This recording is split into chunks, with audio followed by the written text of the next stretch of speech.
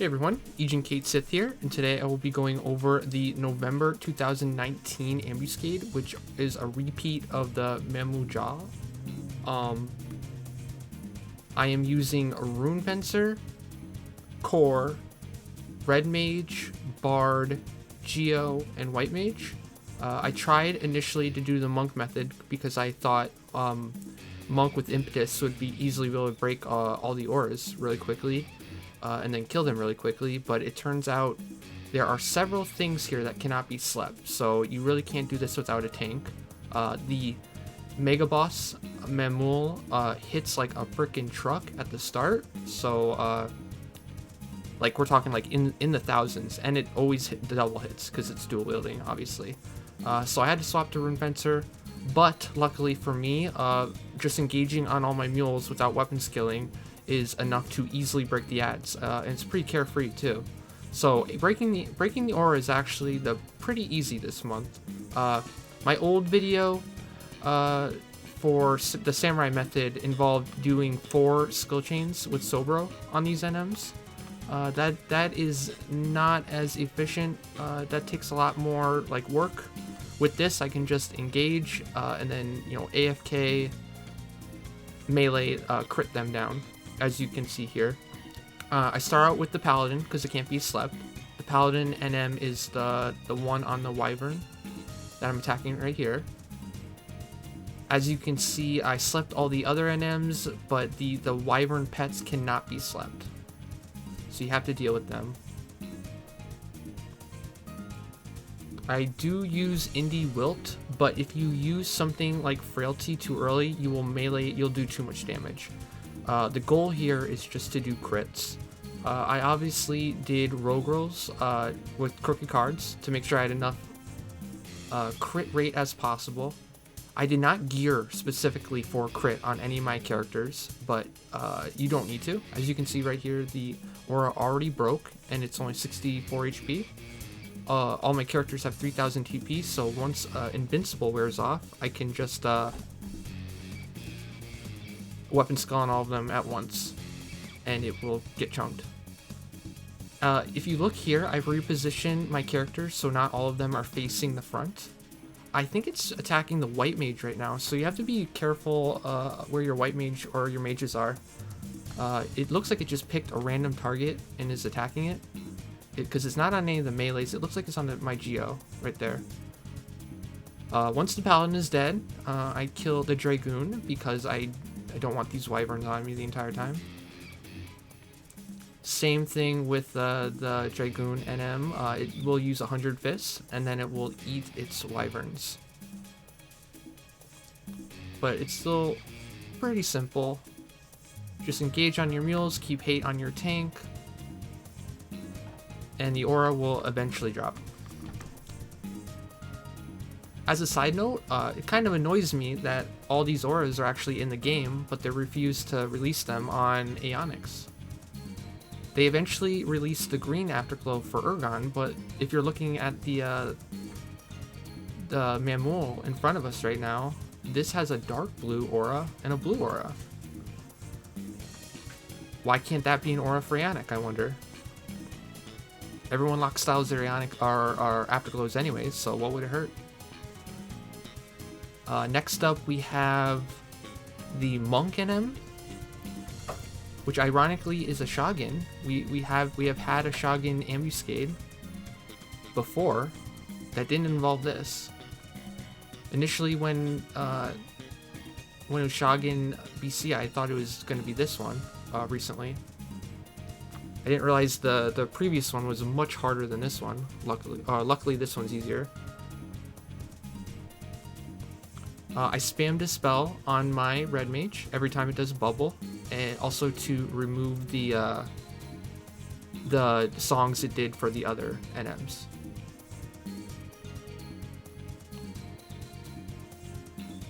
Because you do not want Minuet and March on the Mega.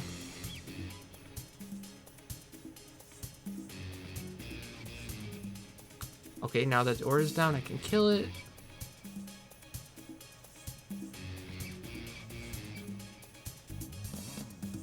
as you can see, I'm not even using Frailty or Fury. They are really weak. So, and this is VD, so the gimmick is to just break the aura, not to actually kill them. You have to be really careful not to kill them. This is the White Mage NM. It's a White Mage Black Mage hybrid. You have to get your White Mage back so they don't get paralyzed, silenced, and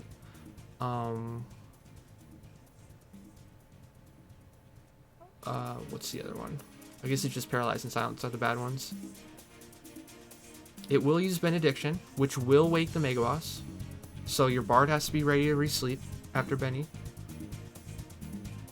Aside of that, nothing it uses is really dangerous.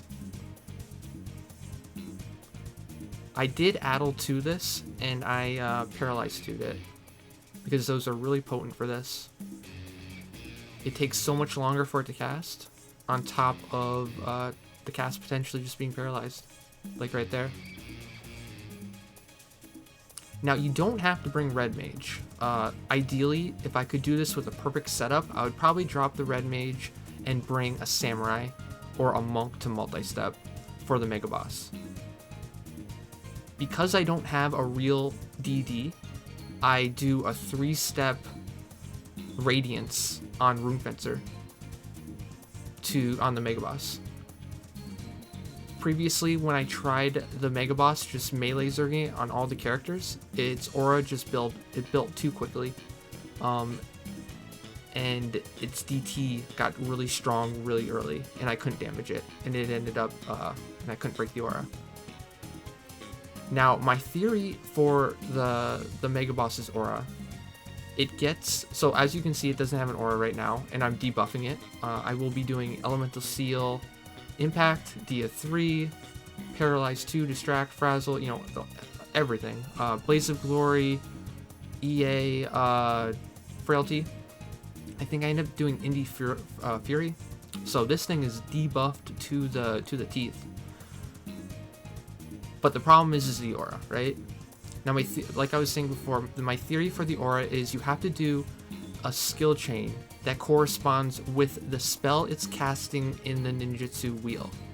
So the way this NM works is every 25%, it will cast San, and it will gain an aura. I think it's a dark aura.